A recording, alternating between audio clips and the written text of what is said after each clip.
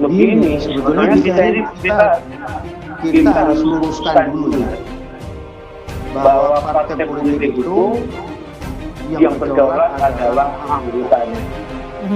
Tidak ada tuh partai legitimasinya itu negara, apalagi pemerintah, apalagi cuma Pemda, tidak ada, tidak punya otoritas. Yang ada adalah anggotanya, dan anggota itu representasinya adalah Kongres, ya. Ini mesti kita jelas dulu. Jangan kemudian seakan-akan kita kembali ke zaman orde baru dulu. Kalau negara bisa mengesahkan bahkan semua organisasi masyarakat disahkan oleh negara, jangan sampai.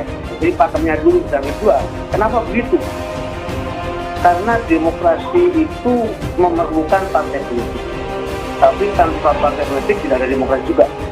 Nah, jadi penting sekali. Makanya yang namanya daulat rakyat, anggota itu perlu sekali. Nah, oleh karena itu saya juga sama dengan teman-teman yang lain. Sebaiknya proses yang terjadi KLB dan sebagainya itu sebaiknya internal dulu, buat diselesaikan dulu, buat dilakukan semacam refleksi. Kenapa ya kok orang-orang yang sama-sama satu barisan kok bisa kemudian menjadi lain sekarang ini, kok kemudian malah melakukan sesuatu yang mungkin dianggap tidak legal, tidak sesuai dengan konstitusi partai dan lain sebagainya. Jadi oleh karena itu menurut saya penyelesaian internal itu sebetulnya sangat penting. Karena apa? Dengan penyelesaian internal mungkin bisa terjadi itu menjadi berkah bagi Demokrat. Untuk apa? Untuk melakukan pelembagaan partai. Sebab terang saja sifat reformasi politik ini merupakan sifat yang sementara sekali sebetulnya. Karena kita mendadak tergesa-gesa dan sebagainya. Sehingga partai-partai itu juga tidak sempat melembagakan diri. Misalnya soal partai, identitas partai. Identitas partai sekarang ini sangat lemah sekali. Orang bisa loncat dari satu partai ke partai yang lain. Baik. Nah, karena itu menurut saya penyelesaian internal itu harus kemudian juga diberikan fokus, dan jangan rakyat kemudian disesatkan seakan-akan kok partai ini cuma dikecilkan, hanya bisa disahkan oleh negara. Karena mereka ini kan teman-teman lama semua. Sekarang dikoreksi, saling refleksi itu saling mengoreksi. Kalau saya menjadi bapak dan kemudian anak saya sampai berlari sama saya tidak bisa tiba-tiba juga cuma menyalahkan anak saya. Koreksi diri. Benar nggak saya sebagai bapak, sebagai orang tua? Ya kan? Orang yang dulu yang dulu dikitikan kok bisa sekarang ini bisa melawan apa yang terjadi di kita ini? Ya kan? Sebab menurut saya penyakit partai sekarang adalah belum adanya pendidikan politik yang mendalam. Artinya apa? Artinya belum pernah ada partai yang sungguh-sungguh memasukkan internalisasi partai-partai. Karena apa? Ini penting sekali supaya partai itu anggotanya loyal kepada cita-cita, loyal kepada perorangan. Kita tidak menyalahkan partai-partai yang sekarang ada tokoh-tokohnya, karena partai itu hampir semua eksistensinya mendadak semua.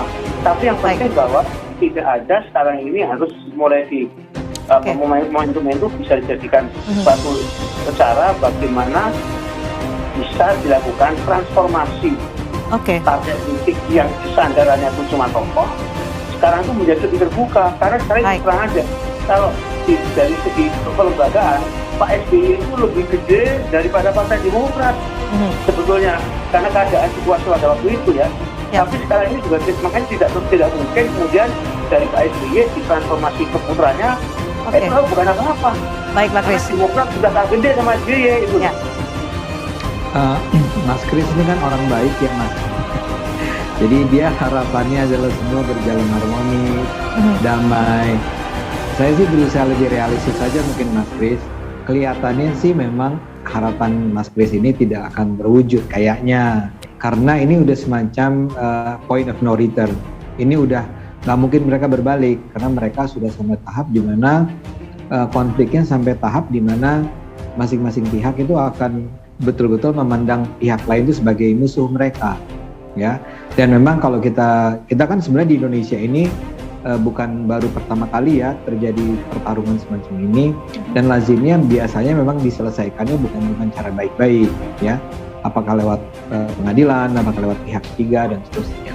Jadi kalau saya bayangkan saat ini kelihatannya sih rasanya pertama tentu saja langkah datang ke Kementerian Hukum ini adalah dalam rangka meminta kepastian dari pemerintah ya. Pemerintah akan berpihak pada siapa? Itu simbolnya, message-nya kan itu. Nah, pemerintah ini berada di posisi mana sih ya? Dengan segala macam bukti yang ada. Dan kedua, memang tentu saja akhirnya pengadilan kalau itu tidak selesai di pemerintah. Jadi ini kita akan melihat pertarungan panjang ya, yang memang akan makan korban, akan pokoknya menegangkan lah saat ini.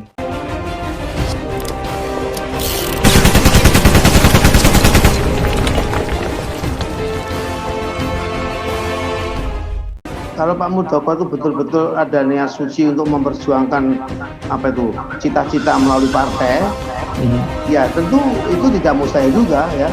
Jadi kalau dari sisi Pak Muldoko dia betul-betul mempunyai niat baik dan niat baiknya itu juga sudah diketahui publik. Gimana sih sebaiknya sistem kepastian dalam konteks negara kita yang besar? Demokrat AHY itu mengajukan kasusnya ke kementerian ya. Sekarang bayangkan betapa sulitnya bagi kementerian untuk mengambil keputusan. Seandainya mereka menganggap bahwa sebetulnya Muldoko itu sah untuk menyatakan diri mereka sebagai Demokrat yang resmi gitu ya. Tapi kan kemudian akan ada tuduhan bahwa keputusan itu diambil berdasarkan posisi Pak Muldoko sebagai bagian dari negara, bagian dari istana kan.